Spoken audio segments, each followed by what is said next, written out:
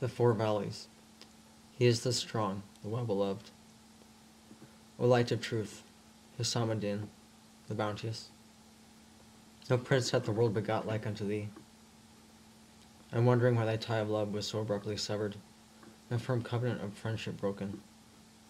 Did ever God forbid my devotion lessen, or my deep affection fail? That thou hast forgotten me, that thou hast forgot me, and blotted me from thy thoughts? What fault of mine hath made thee cease thy favours? Is it that we are lowly, and thou art of high degree? Or is it that a single arrow hath driven thee from the battle? Have they not told thee that faithfulness is a duty on those who will follow the mystic way? That it is the true guide to his holy presence? As for those who say, Our Lord is God, and go straight to him, the angels shall descend to them. Likewise he saith, Go straight on then, as thou hast been commanded. Wherefore this course is incumbent on those who dwell in the presence of God, and do as bidden, and I bring the message, whether it give thee counsel or offence. Albeit I have received no answer to my letters, and it is contrary to the usage of the wise to express my regard anew. Yet this new love hath broken all the old rules and ways. Tell us not the tale of Layli or of Majnun's role. Thy love hath made the world forget the loves of long ago.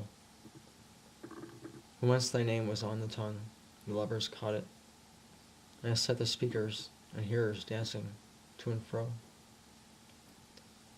And of divine wisdom and heavenly counsel, Rumi says, Each moon, O my beloved, for 3 days I go mad. Today's the first of these. 'Tis why thou seest me glad. Here thou hast journeyed to Tabriz and to Tiflis to disseminate knowledge, though some other high purpose hath taken thee to Sanandaj. O my eminent friend, those who progress in mystic wayfaring are of 4 kinds. I shall describe them in brief. The grades and qualities of each kind may become plain to thee. The first valley. If the travelers seek after the goal of the intended one, Maqsad, this station appertaineth to the self. But that self which is the self of God, standing within him, with laws. On this plane the self is not rejected but beloved. It is well-pleasing and not to be shunned. Although at the beginning this plane is the realm of conflict, it endeth in attainment to the throne of splendor. As they have said, O Abraham of this day, O friend, Abraham of the Spirit, kill these 4 birds of prey, that after death the riddle of life may be unraveled. This is a plane of the soul who is pleasing unto God. Refer to the verse. O thou soul who art well assured, return to thy Lord, well pleased and pleasing unto him, which endeth, Enter thou among my servants, and enter thou my paradise. This station hath many signs, unnumbered proofs. Hence it is said, Hereafter we will show them our signs in the regions of the earth, and in themselves, until it become manifest unto them that it is the truth, and that there is no God save him. We must then read the book of his own self, rather than some treatise on rhetoric. Wherefore he hath said, Read thy book, there needeth none but thyself to make out an account against thee this day. The story is told of a mystic knower who hath went on a journey with a learned grammarian as his companion. And they came to the shore of the Sea of Grandeur. The knower straightway flung himself into the waves. The grammarian stood lost in his reasonings, which were his words that are written on water. The knower called out to him, Why dost thou not follow? The grammarian answered, O brother, I dare not advance. I must needs go back again. And the knower cried, Forget what thou dost read in the books of Sibavaya and Kalavaya. of Ibn Hajib and Ibn Malik and crossed the water. The death of self is needed here, not rhetoric.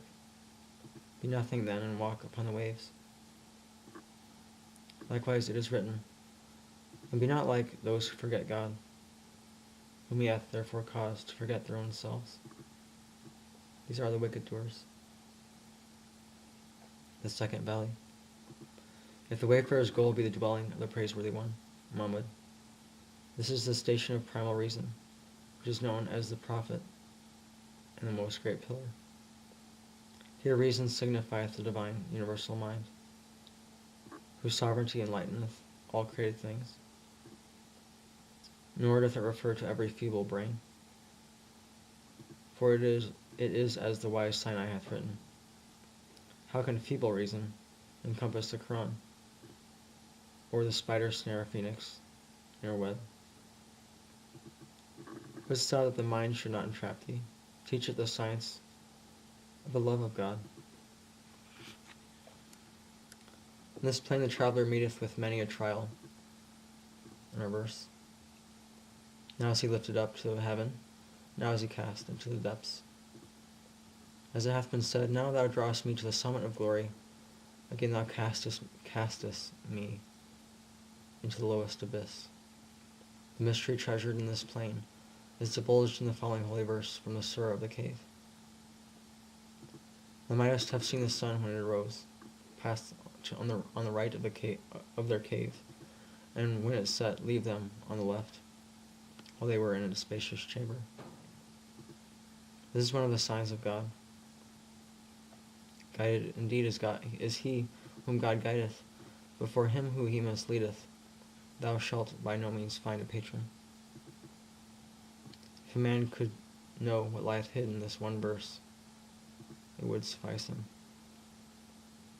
Wherefore in praise of such as these he hath said, men whom neither merchandise nor traffic beguile from the remembrance of God. This station conferreth the true standard of knowledge, and freeth man from tests. In this realm, to search after knowledge is irrelevant. For he hath said concerning the guidance of travelers on this plain, fear God, and God will instruct thee. And again, knowledge is a light which God casteth into the heart of whomsoever he willeth. Wherefore man should make ready his heart, that be worthy of the descent of heavenly grace. The bounteous cupbearer may give him to drink the wine of bestowal from the merciful vessel. The like of this, the traveller's travail. Now do I say, verily, we are from God, and to him shall we return.